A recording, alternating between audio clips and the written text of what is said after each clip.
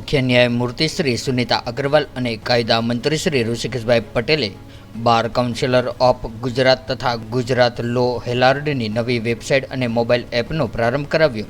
ગુજરાત હાઈકોર્ટના મુખ્ય ન્યાયમૂર્તિ શ્રીમતી સુનિતા અગ્રવાલ અને કાયદા મંત્રી શ્રી ઋષિકેશભાઈ પટેલે ગુજરાત હાઈકોર્ટ ખાતે બાર કાઉન્સિલ ઓફ ગુજરાત તથા ગુજરાત લો હેરાલ્ડની નવી વેબસાઇટ તથા મોબાઈલ એપ્લિકેશનનો પ્રારંભ કરાવ્યો હતો. આ પ્રસંગે મંત્રી શ્રી ઋષિકેશભાઈ પટેલે રાજ્ય સરકાર વતી ધારાશાસ્ત્રીઓના વેલફેર માટે ₹5 કરોડનો ચેક બાર કાઉન્સિલર ઓફ ગુજરાતને અર્પણ કર્યો હતો. ત્યારે બાર કાઉન્સિલર ઓફ ગુજરાત દ્વારા મુખ્ય ન્યાયમૂર્તિ શ્રીમતી સુનિતા અગ્રવાલના મહત્વના 80 ચુકાદાઓ ઉપર તૈયાર કરેલા પુસ્તકનું પણ વિમોચન આજના આ કાર્યક્રમમાં કરવામાં આવ્યું હતું. મુખ્ય ન્યાયમૂર્તિ શ્રી સુનિતા અગ્રવાલે આ પ્રસંગે બાર કાઉન્સિલર ઓફ ગુજરાતને શુભકામનાઓ પાઠવતા જણાવ્યું હતું કે બાર કાઉન્સિલ ઓફ ગુજરાત એકમાત્ર બાર કાઉન્સિલ છે જેણે ટેકનોલોજીને અપનાવીને એક નવી પહેલ આરંભી છે. બાર કાઉન્સિલરે આજે મારા ચુકાદાઓનું પુસ્તક લોન્ચ કર્યું છે, જે મારું સૌભાગ્ય છે.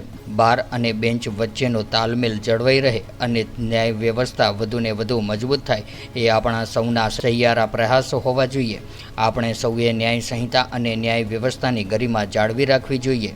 નવી વેબસાઇટ તથા મોબાઈલ એપ્લિકેશનનો પ્રારંભ કરાવતા ગૌરવની લાગણી અનુભવતા કાયદા મંત્રી શ્રી ઋષિકેશભાઈ પટેલે જણાવ્યું હતું કે ન્યાયતંત્ર એ લોકશાહીનો મજબૂત પાયો છે, જે લોકશાહીને ધબકતી રાખે છે. લોકશાહીના સ્તંભમાં ન્યાયતંત્ર અને વકીલોની ખૂબ જ મોટી ભૂમિકા છે. એમ જણાવતા મંત્રીશ્રીએ ઉમેર્યું હતું કે રાજ્યમાં વકીલો અને બાર એસોસિએશનના કલ્યાણ અર્થે રાજ્ય સરકાર હંમેશા પ્રયત્નશીલ રહી છે. ત્યારે તત્કાલીન મુખ્યમંત્રીશ્રી અને હાલના વડાપ્રધાન શ્રી નરેન્દ્ર મોદીએ વર્ષ 2010-11માં પ્રથમ વખત તમામ બાર એસોસિએશનને લાઇબ્રેરી માટે ₹2,25,00,000ની સહાય પૂરી પાડી હતી. ત્યારે હાલમાં રાજ્ય સરકાર દ્વારા બાર કાઉન્સિલ ઓફ ગુજરાત તથા વકીલ મંડળની માંગણીઓ સંદર્ભે હંમેશા હકારાત્મક અભિગમ દાખવવામાં આવે છે. ત્યારે આ તબક્કે લોન્ચ કરવામાં આવેલી નવી વેબસાઇટ તથા મોબાઈલ એપ્લિકેશનની વિશે વાત કરતા મંત્રી શ્રી ઋષિકેશભાઈ પટેલે જણાવ્યું હતું કે આજના ટેકનોલોજીના યુગમાં દરેક ક્ષેત્રમાં જ્યારે મોબાઈલ તથા કોમ્પ્યુટરના માધ્યમથી દરેક માહિતી ત્વરિત મેળવી શકાય છે, ત્યારે વકીલોએ અપડેટ રાખવાના ઉદ્દેશ્યની સાથે નવી વેબસાઇટ તથા મોબાઈલ એપ્લિકેશન બનાવીને બાર કાઉન્સિલ ઓફ ગુજરાત સાચા અર્થમાં માતૃ સંસ્થા બનવા સાથે સમયની સાથે ચાલી રહ્યું છે.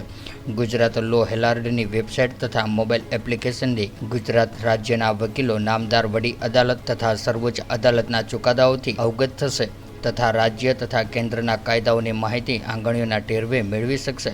સાથે જ મંત્રીશ્રીએ બાર કાઉન્સિલ ઓફ ગુજરાત તથા ઉપસ્થિત વકીલ મિત્રોને આર્ટિફિશિયલ ઇન્ટેલિજન્સ જેવી નવીન ટેકનોલોજીના ઉપયોગ માટે પણ મંત્રીશ્રીએ આહ્વાન કર્યું હતું. ત્યારે આ પ્રસંગે એડવોકેટ જનરલ શ્રી કમલ ત્રિવેદીએ જણાવ્યું હતું કે આ પ્રસંગનો ભાગ બનવું એ મારું સૌભાગ્ય છે. આજનો સમય પરિવર્તનનો સમય છે અને આજે વિશ્વ ગ્લોબલ વિલેજ બન્યું છે. માહિતીનો બહોળો પ્રચાર પ્રસાર અને નવીન ડિજિટલ ટેકનોલોજીએ દરેક ક્ષેત્રની જેમ કાયદા ક્ષેત્રને પણ પ્રભાવિત કર્યું છે. ત્યારે આજે ન્યાય ક્ષેત્ર પણ લેટેસ્ટ ટેકનોલોજીને અપનાવીને આગળ વધી રહ્યું છે. ત્યારે આવનારા સમયમાં હાઈકોર્ટને પેપરલેસ કોર્ટ બનાવવાનો પણ લક્ષ્યાંક છે. ત્યારે બાર અને બેન્ચને બંને એકબીજાના પૂરક છે અને બંને એકબીજા સાથે હકારાત્મક સંતુલન બનાવીને ન્યાયતંત્રને વધુ મજબૂત કરવું જોઈએ, એમ તેમણે ઉમેર્યું હતું. ગુજરાત બાર કાઉન્સિલના ચેરમેન જે પટેલે સ્વાગત પ્રવચન કરતા જણાવ્યું હતું કે ગુજરાત બાર કાઉન્સિલ દેશમાં ટેકનોલોજી ક્ષેત્રે નવીન ઉપક્રમો લોન્ચ કરીને ન્યાય વ્યવસ્થાને વધુ સરળ અને સુલભ બનાવવા અગ્રેસર છે. ગુજરાત હાઈકોર્ટ અને બાર કાઉન્સિલના ઘણા વકીલો અને ન્યાયમૂર્તિઓએ સુપ્રીમ કોર્ટમાં કામ કરીને ગુજરાત હાઈકોર્ટ અને ગુજરાત બાર કાઉન્સિલનું નામ રોશન કર્યું છે, એમ તેમણે ઉમેર્યું હતું. ત્યારે આ પ્રસંગે ગુજરાત હાઈકોર્ટના ન્યાયાધીશશ્રીઓ, ગુજરાત બાર કાઉન્સિલરના વાઇસ ચેરમેન શ્રી MC કામદાર, એક્ઝિક્યુટિવ કમિટીના chairman Shri ND Patel, bar council of ઇન્ડિયાના મેમ્બર શ્રી DK પટેલ તથા કાઉન્સિલના હોદ્દેદારો, વકીલ સહિત કાયદા ક્ષેત્રે સંકળાયેલા મહાનુભાવો મોટી સંખ્યામાં ઉપસ્થિત રહ્યા હતા.